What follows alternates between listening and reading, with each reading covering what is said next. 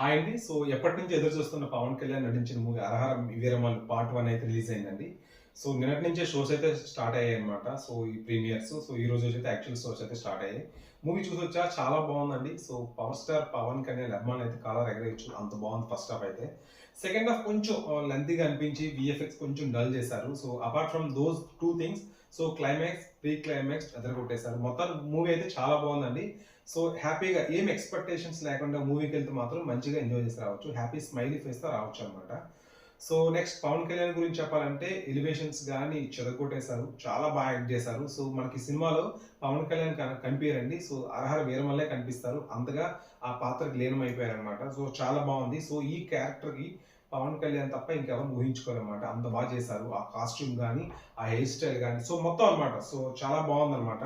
So చాలా బాగా act చేశారు. పవన్ కళ్యాణ్ తప్ప ఇంకెవరు చేయలేరు అనమాట. సో అంత బాగా యాక్ట్ చేశారు. ఆ ఫైట్స్ లో కానీ నెక్స్ట్ కొన్ని ఆయనే కంపోజ్ చేశారంట. సో చాలా బాగున్నాయి. ముఖ్యంగా చార్మినార్ దగ్గర కానీ ఆ కుస్తీ ఫైట్ కానీ చాలా బాగున్నాయి అనమాట. చాలా బాగా చేశారు, చాలా బాగా చూపించారు అనమాట.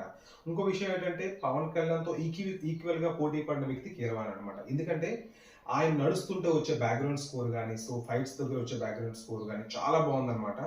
సో నిజంగా ఆస్కార్ అవార్డు అందుకే ఇచ్చారు అనిపించేటంత చేశారనమాట. చాలా బాగుంది కీరవాణి సార్ అయితే. నిజంగా మంచి అవార్డు అయితే ఆయనకు వస్తుంది.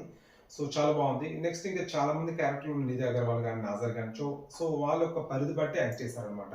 సో ముఖ్యంగా డైరెక్షన్కి వచ్చేసి జ్యోతి కృష్ణ ఫస్ట్ టైం యాక్ట్ చేశారు తెలుగులో అనుకుంటా. సో బాగానే యాక్ట్ చేశాడు, బాగానే డైరెక్ట్ చేశాడు ఆయన. సో కృష్ణ కూడా బాగానే చేశారు.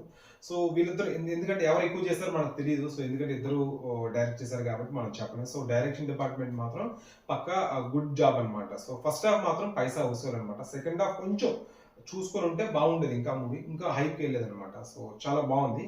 సో ప్రొడక్షన్ వాల్యూస్ చాలా బాగున్నాయి. ఏం రత్నం గారు అని మీకు తెలిసిందే కదా, చాలా మంచి ప్రొడక్షన్ అవుతుంది. సో బాగా చేశారనమాట. సో మూవీ ఓవరాల్ అయితే చాలా బాగుందండి. సో ఇంకోటి ఏంటంటే, సో సెకండ్ హాఫ్ లో వచ్చే డైలాగ్స్ ఉన్నాయి కదా, ఆ సనాతన ధర్మం కోసం చెప్పే డైలాగులు, సో చాలా అంటే చాలా నేచురల్ గా ఉన్నాయన్నమాట, రియలిస్టిక్ గా ఉన్నాయన్నమాట.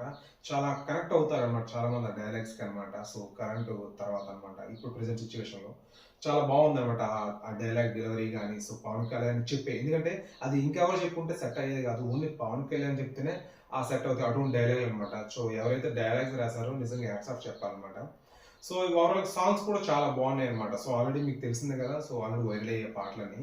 సో సాంగ్స్ కూడా చాలా బాగా వచ్చాయి అనమాట. సో ఎక్కడ బోర్ అయితే కొట్టదండి ఫస్ట్ హాఫ్.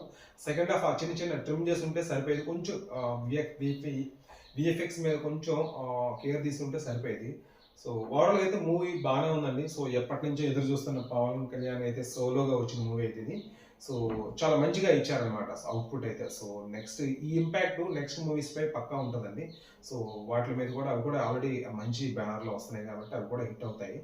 సో మూవీ అయితే నాకైతే చాలా బాగా నచ్చిందండి. సో మీరు ఎవరైనా ఈ మూవీ చూసినట్లయితే మీకు ఎలా అనిపించింది? సో ఇందులో పవన్ కళ్యాణ్ యాక్టింగ్ నచ్చిందా, డైరెక్షన్ నచ్చిందా, కీరవాణి మ్యూజిక్ నచ్చిందా? సో ఏ ఆస్పెక్ట్ మీకు నచ్చింది కింద కామెంట్ సెక్షన్లో కామెంట్ చేయండి.